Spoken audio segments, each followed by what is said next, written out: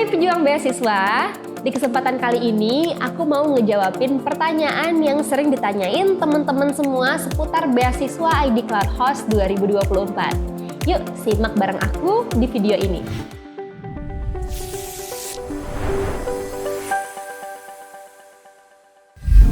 Beasiswa ID Cloud Host bukan sekedar beasiswa biasa, karena kamu akan mendapatkan benefit yang sangat banyak.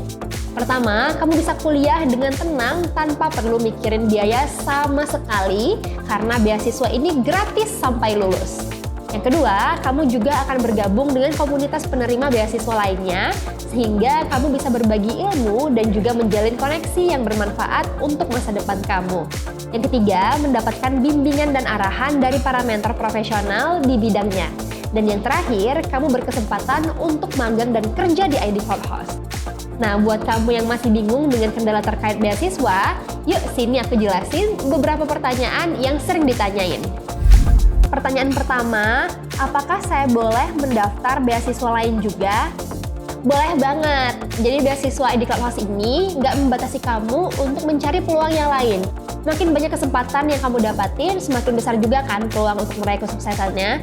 Tapi kalau kamu lolos beasiswa ID Cloud Host dan kamu juga lolos di seleksi beasiswa lain, maka kamu harus milih salah satunya. Selama kamu belum menandatangani surat bersedia menerima beasiswa di ID Cloud Host.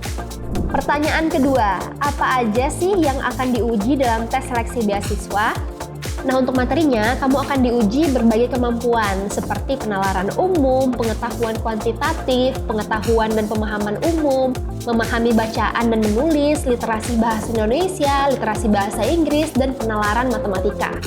Jangan lupa untuk persiapkan diri kamu dengan matang dan mempelajari contoh soal dan mengikuti latihan tes.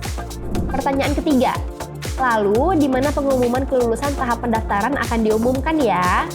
Untuk pengumuman kelulusan tahap pendaftaran akan diumumkan melalui website utama beasiswa ID Cloud Host. Dan kamu juga bisa pantengin Instagram beasiswa ID Cloud Host supaya nggak ketinggalan informasi lainnya. Pertanyaan selanjutnya, setelah mendapatkan beasiswa, apakah masih diperlukan tes tambahan untuk masuk ke kampus? Nah, setelah mendapatkan beasiswa, kamu nggak perlu tes tambahan lagi untuk masuk ke kampus. Pertanyaan selanjutnya, apakah diperbolehkan untuk mendaftar beasiswa meskipun sudah kuliah di Telkom? Nah, mahasiswa Telkom nggak diperbolehkan untuk mendaftar beasiswa ID Cloud Host 2024 lagi ya. Hal ini karena program beasiswa ini ditujukan untuk memberikan kesempatan bagi calon mahasiswa yang belum menempuh pendidikan di perguruan tinggi. Pertanyaan keenam, cara upload CV-nya gimana? Nah, untuk upload CV yang dari WordPress seperti yang kami rekomendasikan, kamu bisa langsung submit linknya aja ya. Tapi kalau kamu pakai CV PDF, kamu harus masukin ke Google Drive dulu, lalu share linknya. Tapi harus dipastiin dulu kalau CV kamu bisa diakses di publik ya. Yang ketujuh, lalu gimana cara bikin CV-nya, Kak? Kalau kamu mau bikin CV dari WordPress atau kamu mau lihat contohnya, kamu bisa langsung cek link tutorial yang ada di deskripsi video ini. Pertanyaan ke-8, Kak, kalau udah daftar masih bisa edit informasi nggak, Kak? Masih dong, kamu diperbolehkan mengedit data, tapi tunggu pemberitahuan jika bisa mengakses edit informasi ya. Pertanyaan ke-9, seleksinya online nggak, Kak? Untuk seluruh rangkaian seleksi beasiswa ID Cloud Host tahun 2024 ini dilaksanakan secara online ya teman-teman, mulai dari pendaftaran, seleksi online, sampai wawancara. Pertanyaan ke-10, beasiswa ID Cloud Host nanggung uang jajan, akomodasi, transport, dan asrama juga nggak?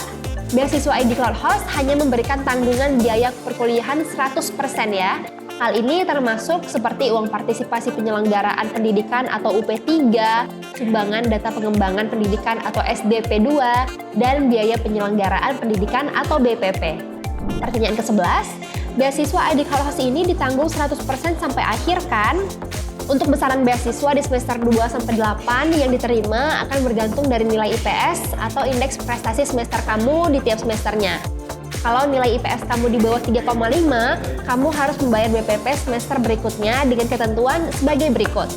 Untuk IP di atas 3,5, kamu tetap mendapatkan beasiswa 100%. Jika IP rentang dari 3 sampai 3,5, kamu berhak menerima 75%, Sedangkan IP kamu di angka 2,5 sampai 3, kamu akan menerima 50% dengan diiringi prestasi selama kuliah. Dan jika IP kamu di bawah 2,5, maka beasiswa kamu akan dicabut.